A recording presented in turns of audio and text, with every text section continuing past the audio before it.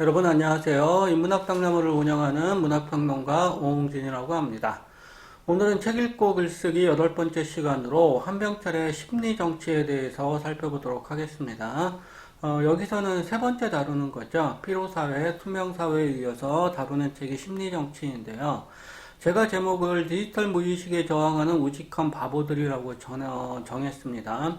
디지털 무의식 같은 경우는 투명사회 끝부분에서 나왔었는데요. 부정적인 의미가 강한 거죠. 그러니까 디지털적인 어떤 사고 같은 경우가 우리 무의식 깊이 새겨져 있다는 얘기죠. 그래서 그거에 저항하는 방법으로 한병철 같은 경우는 우직한 바보들을 내세우고 있어요. 여기서 우직한 바보들 같은 경우는 그럼에도 불구하고 디지털 무의식에 대해서 끊임없이 성찰하는 존재가 되는 거죠.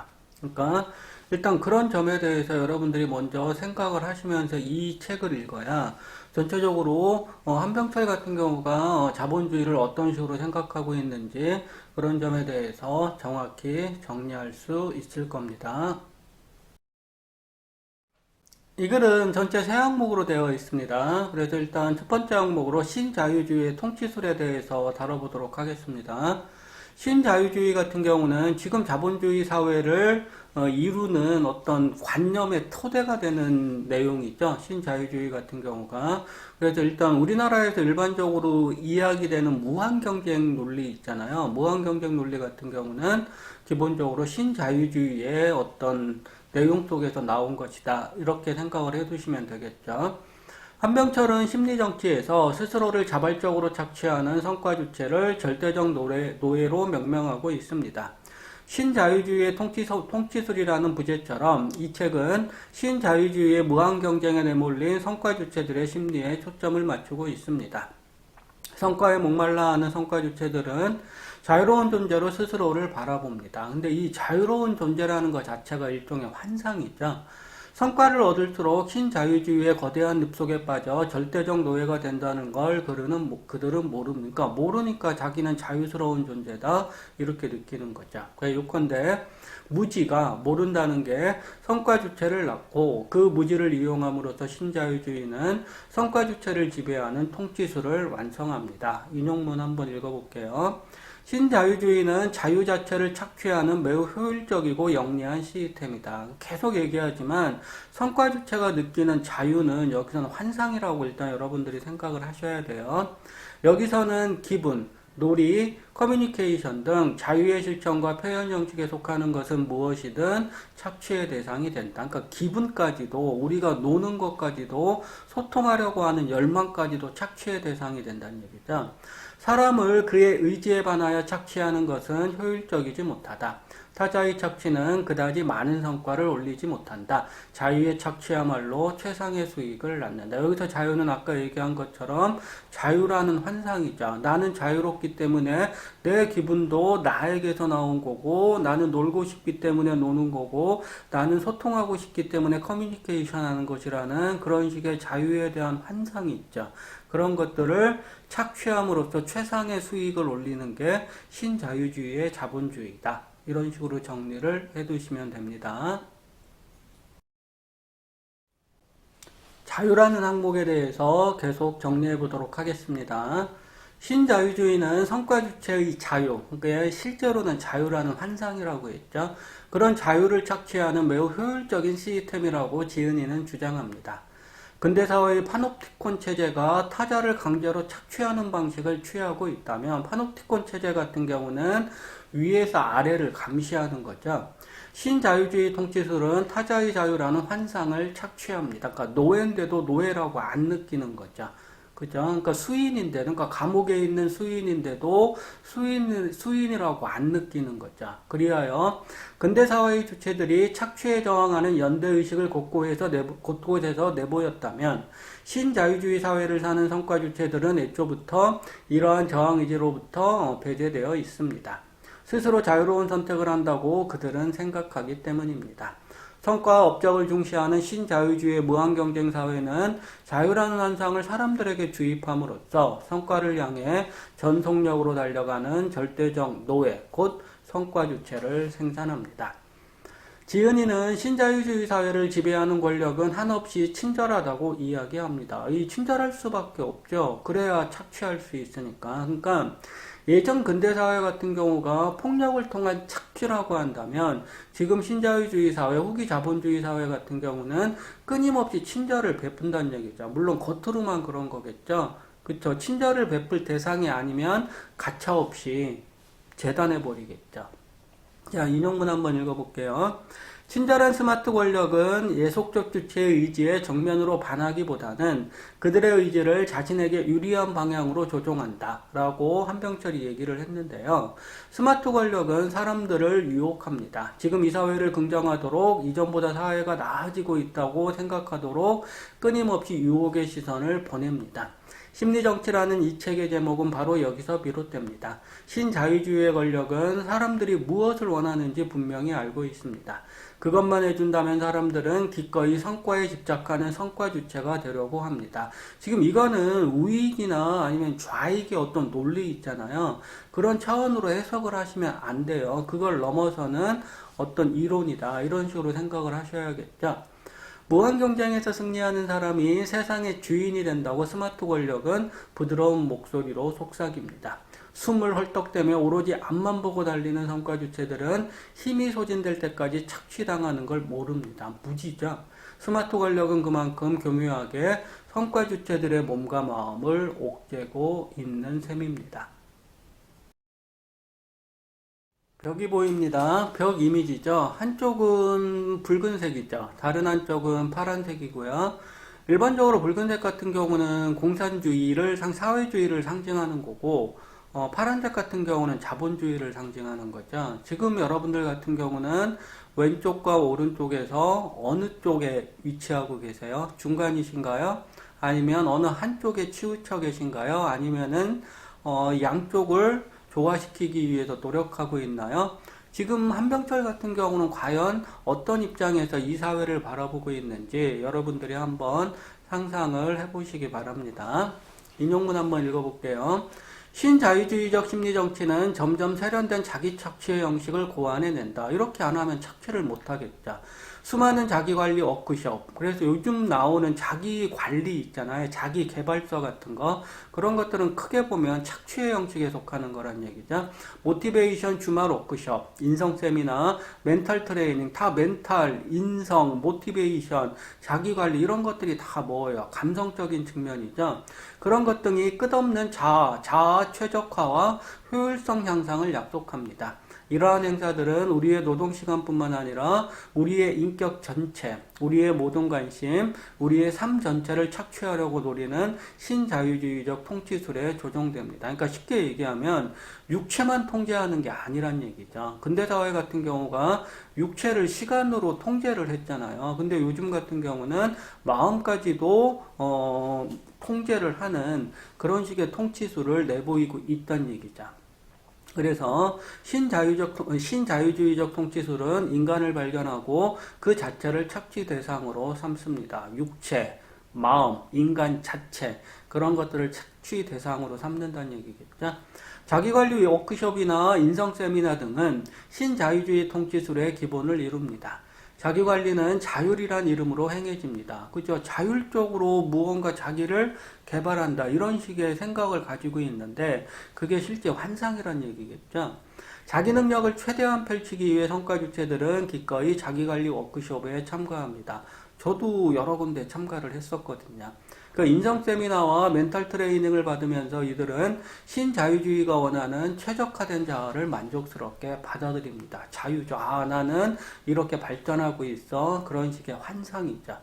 지은이는 신자유주의 사회에서 이루어지는 이러한 시스템을 힐링이라는 말로 정리합니다. 우리가 그렇게 좋아하는 단어 중에 하나인 힐링 같은 경우도 결국은 착취의 형식이다. 그렇게 볼 수 있는데요. 자, 지은이 말 들어봅시다.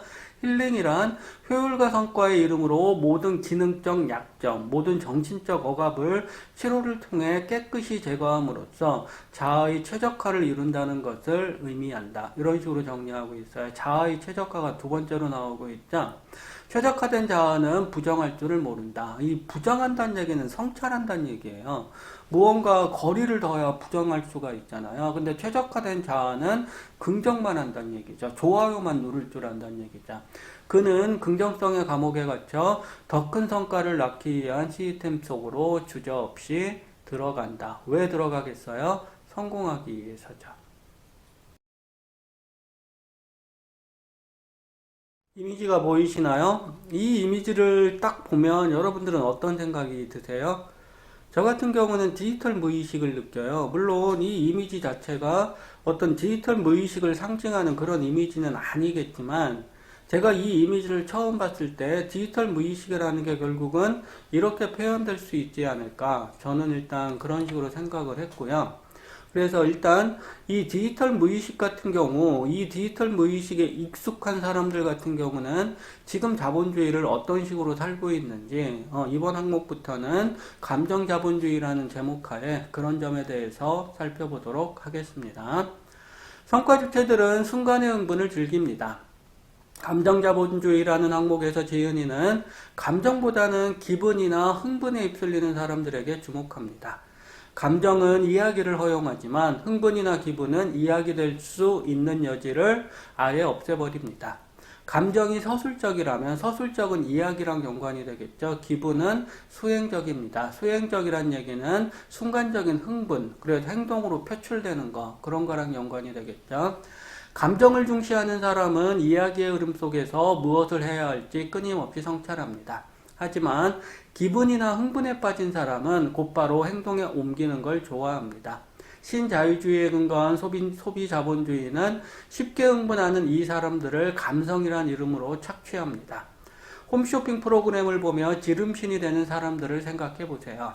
그들은 소비자본주의가 발산하는 순간의 감성 흥분에 기꺼이 빠져들 준비가 되어 있습니다. 근데 이거는 돌려서 얘기하면은 현행 자본주의 같은 경우는 소비사회잖아요. 사람들이 끊임없이 소비를 해야 끊임없는 자본 증식이 이루어지면서 어떻게 되겠어요? 자본주의가 망하지 않을 수 있겠죠. 근데 사람들 같은 경우가 어떤 고전적인 경제학에 나오는 것처럼 합리적인 사람들이라고 한다면 이런 순간의 흥분이나 감성에 빠지겠어요? 안 빠지겠죠. 그러니까 지금 자본주의 같은 경우는 당연히 소비사회를 확장시켜야 하기 때문에 이런 감성이나 흥분을 강조할 수밖에 없는 거죠. 자, 인용문 한번 읽어보겠습니다. 오늘날 우리가 하는 모든 클릭, 우리가 입력하는 모든 검색어는 저장된다. 웹에서 이루어지는 모든 행보는 관찰되고 기록된다. 우리의 삶은 디지털망에 완벽하게 모세된다. 우리의 디지털 습관은 우리의 인격, 우리의 영혼을 매우 정확하게 재현한다. 그러니까 뭐 이거는 예시로 든다면 페이스북인가요? 페이스북을 몇 년 하다 보면은 그 페이스북 내에서 인공지능이 이 사람 같은 경우는 올린 글이나 어떤 전체적인 성향을 보면은 이런 성격이겠구나 이런 식으로 평가를 하죠. 근데 사람들 같은 경우가 그 평가를 보고 오 맞네 이런 식으로 느끼는 경우가 많죠. 뭐 그런 식으로 생각할 수도 있겠죠. 디지털 습관을 통한 재현은 어쩌면 우리가 스스로에 대해 가지고 있는 이미지보다 더 정확하고 완벽할지도 모른다는 얘기죠. 강렬한 이미지가 먼저 나타나죠. 한 사람인데 지금 얼굴이 세 개로 분열되어 있죠. 그러니까 자아 분열의 어떤 상태. 그 자아 분열의 상태로 우리는 이 어두운 바닷속에서 살고 있는지도 모르겠죠. 자, 그럼 한번 읽어볼게요. 소비자본주의는 개인들의 취향을 하나하나 데이터로 저장합니다. 오늘날 우리가 하는 모든 클릭이 우리가 입력하는 모든 검색어가 빅데이터로 저장됩니다. 디지털 파놉티콘이라 불리는 이 세계를 그 누구도 벗어나지 못합니다. 규율사회의 빅브라더는 이제 신자유주의의 빅데이터로 진화했습니다. 규율사회의 빅브라더 같은 경우는 근대를 대변하는 거겠죠. 디지털 무의식이라는 말이 암시하는 바 디지털 심리 정치는 디지털 무의식에 접근함으로써 의식에 잡히지 않는 차원에서 대중의 행동을 장악하고 조종할 수 있게 되었습니다. 우리는 그 물건이 필요해서 사는 게 아닙니다. 빅데이터에 저장된 정보체계가 우리로 하여금 그 물건을 소비하게 만듭니다. 이게 자본 증식이 되는 거죠. 유행은 이미 디지털 무의식에 점령을 당했습니다. 디지털 세계에는 정신이 없습니다. 정신이 있어야 성찰이 될 거 아니에요. 정신은 자기 안에 모든 것을 모아들이는 세계의 내면, 세계의 총알을 이룬다라고 한병철은 얘기를 했고요. 정신은 무엇보다 부정적인 이야기를 이끌어내는데 왜 성찰하니까요. 디지털 세계는 다만 정보를 쌓을 뿐 긍정은 돼도 부정은 안 된다는 얘기죠. 쌓기만 하는 거니까 다른 가능성을 인정하지 않습니다. 정보에 대한 무한 긍정으로 디지털 세계는 부정의 상상력을 바깥으로 내뭅니다. 그러니까 성찰이 없는 거죠. 계속 얘기하지만 내면이 없는 세계, 오로지 정보만이 덧붙여지기만 하는 세계를 우리는 살고 있습니다. 우울한 전망이 지배하는 이 디지털 세계에 애속되어 스스로를 착취하는 성과 주체로부터 우리는 과연 벗어날 수 있을까요? 어떠세요? 여러분들은 이 상황에서 자유롭다고 생각을 하시나요? 산 위로 바위를 올리는 이미지죠. 그리스 로마 신화에 나오는 시시프스가 아마 생각이 나실 거예요. 되게 무모한 거잖아요. 무모한데도 불구하고 시시프스 같은 경우는 열심히 그 일을 하죠. 왜? 그 일을 하지 않으면 살 수가 없으니까. 그러니까 그 일을 하는 것 자체가, 그러니까 무모한 도전을 하는 것 자체가 시시프스에게는 삶이 되는 거죠. 지금 인간들 같은 경우도 이런 식의 삶을 살아야 되지 않을까라고 한병철이 얘기를 하고 있습니다. 세 번째 같은 경우는 지혜로운 바보들이라고 해서 그리스 로마식으로 따지면 시시프스와 같은 존재들이죠. 그런 사람들 같은 경우가 왜 지혜로운 바보가 되는 거고, 그런 바보들이 어떻게 디지털 무의식을 넘어서는지 한번 정리를 해보겠습니다. 주체를 넘어서라는 항목에서 지은이는 백지 상태를 하나의 해결책으로 제시하고 있습니다. 인용문 보시면 오직 바보만이 완전히 다른 것에 접근할 수 있다라는 진술에 드러나는 대로, 근데 여러분들이 이런 부분을 볼 때는 항상 바보라는 말 자체에 한정을 하면 안 돼요.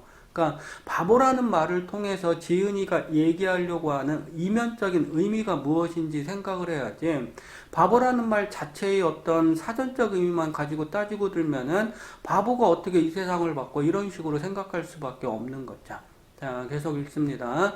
지은이는 백지 상태를 부정성이 살아나는 사유의 공간으로 설정합니다. 그러니까 여기서 얘기하는 백지 상태는 바보, 단순 바보 그런 것들이 아니라 성찰하는 정신을 얘기하는 거겠죠. 부정성이 살아나는 사유니까요. 그곳에서 바보는 소통 불가능한 것으로 소통합니다. 침묵의 장막이 펼쳐진 곳에서 이루어지는 소통의 광장은 빅데이터가 조장하는 디지털 무의식조차 스며들 수 없는 세계로 나타납니다. 이곳에서 바보는 아직 개인도 인격도 아닌 아기들과 근본적으로 닮은 상태로 존재합니다. 그러니까 개인과 인격은 이미 뭐가 된 거예요? 디지털 무의식에 포섭됐잖아요. 근데 아기들 같은 경우는 가능성이 열려있죠. 아직은. 그렇죠. 그러니까 그 아기들의 마음으로 빅데이터에 접근하는 거죠. 그죠? 그런 맥락을 통해서 여기에 나오는 바보를 생각하시는 게 좋겠죠. 그래서 지은이는 바보와 아기를 디지털 세계에 저항하는 비인격적 존재들로 내세웁니다. 비인격적 존재라는 얘기는 성찰하는 존재들이에요. 물론 이들이 무기를 들고 디지털 세계와 싸우는 건 아닙니다. 그들은 부정성의 사유를 통해 디지털 무의식으로 가로막힌 바깥을 끊임없이 엿봅니다. 자본주의의 바깥이겠죠. 자본의 바깥.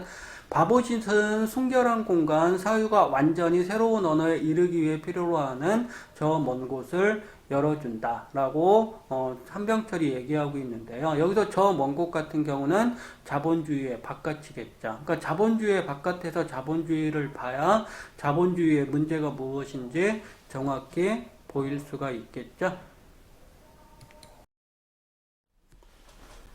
화려한 디지털의 세계가 보이시나요? 저 카메라 렌즈 같은 경우가 지금 여러분들을 찍고 있죠. 그럼 저 카메라 렌즈 속에 여러분들은 어떤 식으로 반영이 될까요? 자유로운 존재일까요? 아니면 저 카메라 렌즈가 만드는 어떤 종속된 주체일까요? 그건 여러분들 스스로 생각을 해보시면 좋겠죠. 디지털 무의식의 바깥에 있는 바보들은 지은이의 말만 따라 지혜로운 바보들이라고 할 수 있습니다. 바보는 무지한 자가 아닙니다. 바보는 우리들보다 훨씬 지혜롭습니다. 동양의 선사들을 연상케 하는 이 바보들을 지은이는 디지털 무의식을 뒤흔들 사유의 중심에 배치합니다. 그러니까 여러분들이 과연 이런 바보의 인식을 가지고 현실을 바꿀 수 있느냐, 이렇게만 자꾸 생각을 하시지 말고, 이 사회를 바꾸기 위해서 우리가 어떤 식의 사고방식을 취해야 되느냐, 그런 맥락으로 정리하는 게, 이런 내용을 이해할 때, 좋겠죠. 일단 그런 부분에 대해서 더 정리를 한번 해보세요. 친절한 스마트 권력의 본질을 꿰뚫어 보려면 스마트 권력의 바깥으로 뛰쳐나가야 합니다. 손칼의 영광으로 디지털 세계를 무너뜨리는 건 불가능합니다. 이건 불가능하죠. 혁명은 내면에서부터 서서히 밀려옵니다.